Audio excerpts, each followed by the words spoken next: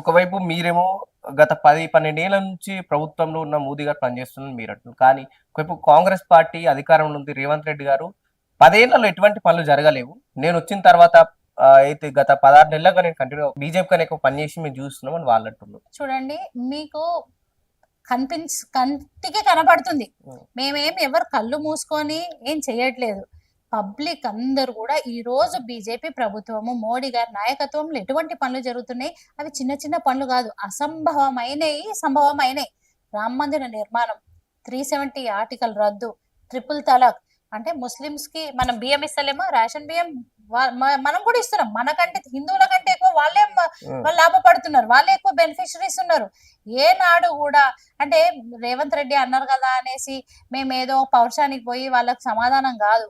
Public కి కళ్ళకు కట్టినట్టు కనబడుతుంది. ఇప్పుడు అయోధ్య రామ మందిరమే తీసుకుందాము, కనబడతలేదా? ఇప్పుడు వక్ఫ్ చట్టము 300 సంవత్సరాల కింద ఎవిడెన్స్ లేవంటారు. మరి అప్పుడు 5000 సంవత్సరాల కింద రాముడు జన్మించిన దాని ఎవిడెన్స్లు ఉన్నాయి. ఇది మా స్థలం అని కొట్లాడినరు. ఇక్కడనే తెలిసిపోతుంది వాళ్ళ పక్షపాత బుద్ధి ఏందో. అట్లా ఎన్నో ఉన్నాయి. ఇప్పుడు రైల్వేస్ కూడా చూడండి, నా డివిజన్ లో సికింద్రాబాద్ రైల్వే స్టేషన్ వస్తుంది. 736 కోట్ల రూపాయలతో పునర్నిర్మాణం జరుగుతుంది.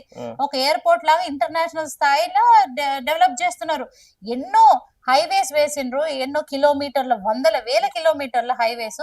ఎంత విస్తృతంగా మనం డెవలప్ అవుతున్నాం. ఈ రోజు మన వరల్డ్ మ్యాప్స్ లో చూసుకున్నట్టయితే ఇండియాకి ఎంత ప్రాధాన్యత ఉంది వేరే కంట్రీస్ కి చూసుకుంటే. సో వాళ్ళు అన్నారని మేము అసలు ఏనాడు పట్టించుకోలే. మా ఫోకస్ అంతా ప్రజలు, వర్క్.